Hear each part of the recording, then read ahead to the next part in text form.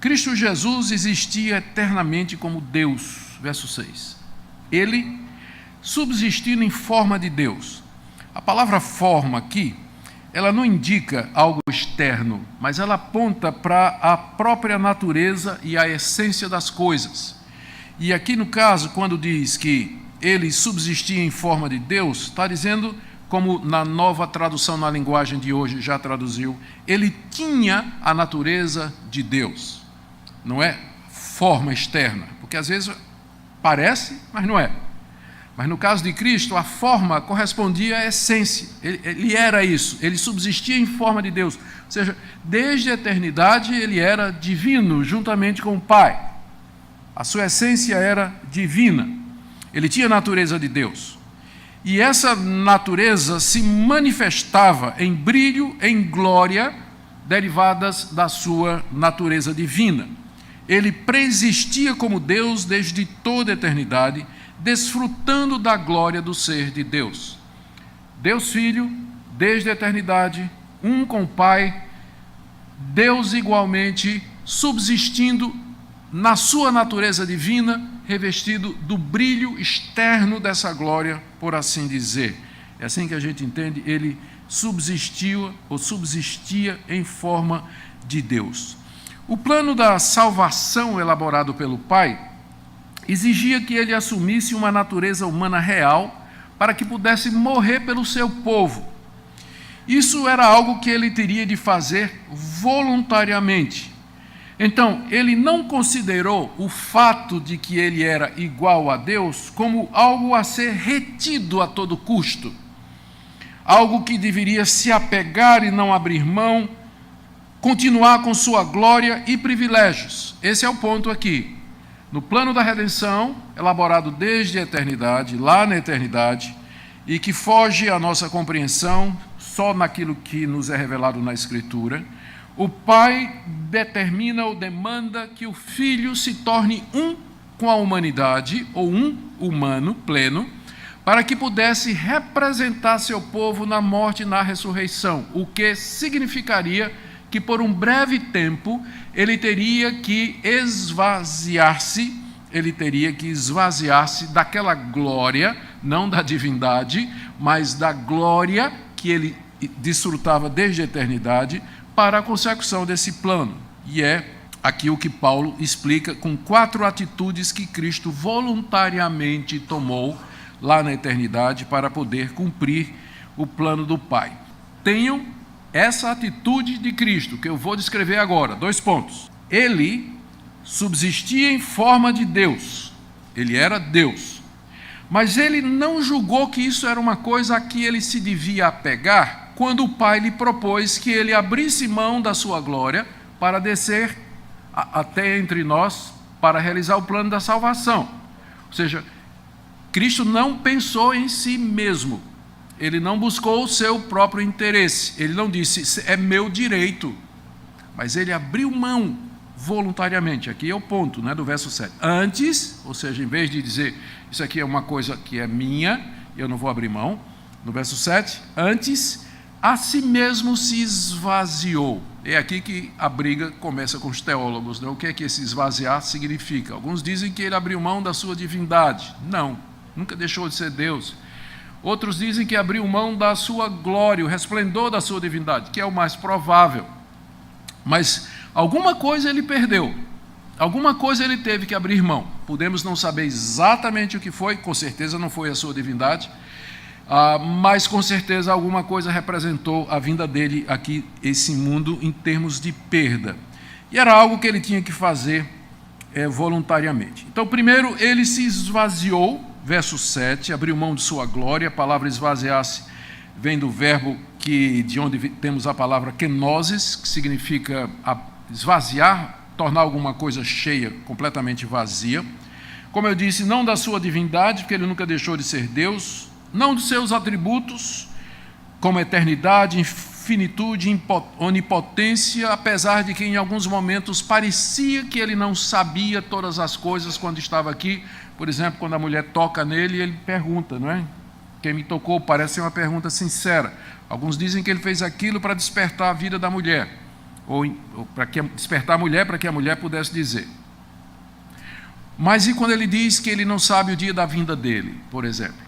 Então aqui poderia ser um exemplo de que enquanto ele estava nesse estado de humilhação e esvaziamento, ele estava privado de alguns aspectos ou dimensões da sua natureza divina, embora não da natureza propriamente dita. Ele então se esvaziou não da sua divindade, não de seus atributos, mas da sua glória no céu. Essa é a primeira coisa, ele se esvaziou.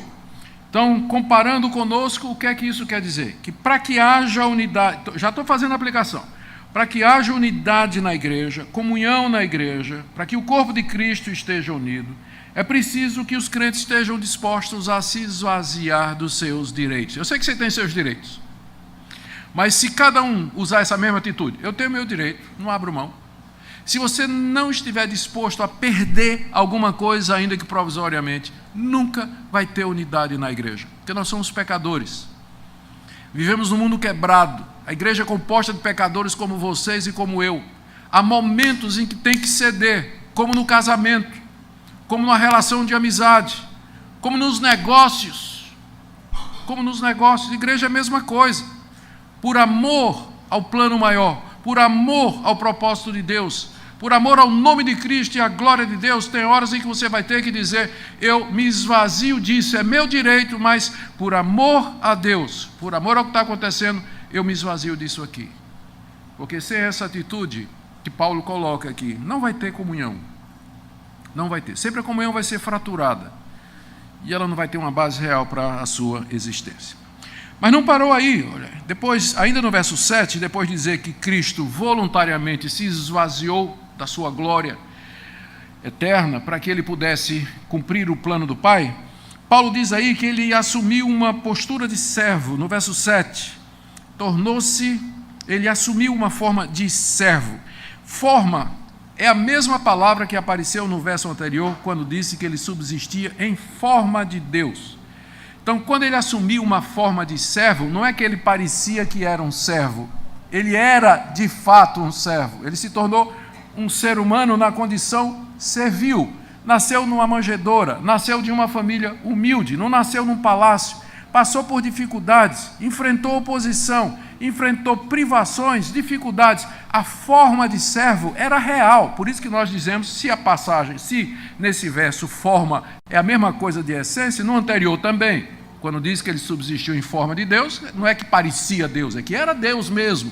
Da mesma forma que ele não somente parecia servo, ele era servo mesmo, ele foi servo mesmo, lavou os pés dos seus discípulos, e teve essa atitude de servo e de ajudar e de abençoar as pessoas constantemente. Ele se submete assim à postura de servo, porque ele veio para cumprir a vontade do Pai. Mais de uma vez ele disse, eu estou aqui não para fazer a minha vontade, mas a vontade daquele que me enviou.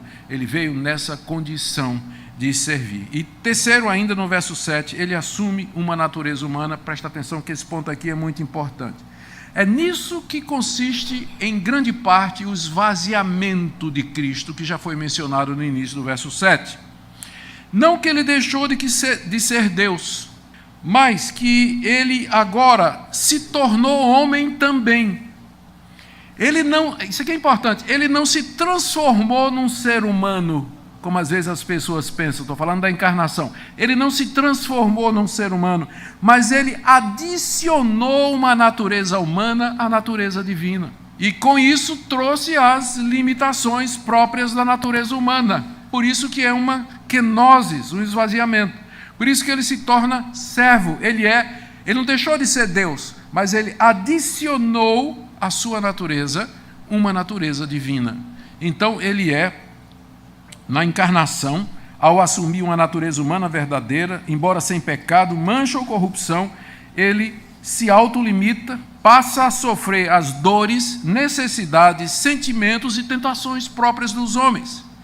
Isso era necessário para que ele pudesse ser o nosso representante na sua morte e na sua ressurreição e glorificação. E finalmente, verso 8, diz aí que ele se humilhou, né? Notou a escadinha, né? Na glória, ele não julgou que viver na glória da eternidade, da divindade era alguma coisa, um direito do qual ele não devia abrir mão. Ele adiciona uma natureza humana. Essa natureza é uma natureza de servo para realizar a forma do Pai. E diz aqui no verso 8 que ele, reconhecido em figura humana, a si mesmo se humilhou.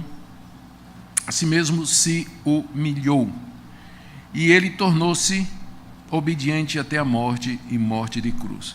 Ele obedeceu ao Pai, ainda que isso lhe custasse experimentar a morte. Ao adquirir a natureza humana, ele passa a ser passível da morte, da dor, do sofrimento, da fome, da sede.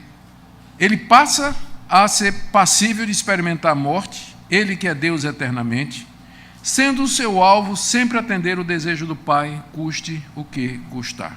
E Paulo aqui destaca que ele se tornou obediente até a morte, se humilhando, não qualquer morte, mas morte de cruz, que era a morte mais dolorosa e vergonhosa. Era o tipo de execução mais vergonhoso e doloroso daquela época, a ponto de Cícero, um filósofo e político romano, ter dito 100 anos antes de Paulo que a cruz é a mais cruel e repugnante forma de morte. E Sêneca, contemporâneo de Paulo e de Jesus, escreveu: qualquer condenado à morte preferia morrer antes de ser pregado à cruz. Ele abriu mão da glória, adicionou a natureza humana, mas não foi a natureza humana de alguém rico, real ou nobre, mas de servo, de escravo. Nessa condição, ele foi obediente até a morte, que era o desejo do Pai, que ele morresse pelos seus. E não foi qualquer morte, mas morte de cruz, para cumprir o que estava escrito no Antigo Testamento: maldito o que for pendurado no madeiro. Para que pudesse ser uma morte cruenta, de sangue, para que pudesse cumprir as figuras e tipos e símbolos relacionados com o altar do templo, o ministério dos sacerdotes, os sacrifícios e os holocaustos determinados por Moisés. Então, tudo isso estava em jogo, tudo isso ele voluntariamente aceitou, porque ele não teve por usurpação ser igual a Deus. Porque ele abriu mão dos seus direitos, porque ele se humilhou, porque ele não buscou o que era propriamente seu, mas o que é dos outros, movido por amor a você e movido por amor a mim. Ele fez isso aí. Esse é o exemplo que Paulo coloca diante da igreja. Vocês querem união? Vocês querem ser uma igreja que vive em amor, em comunhão? O exemplo é esse aqui.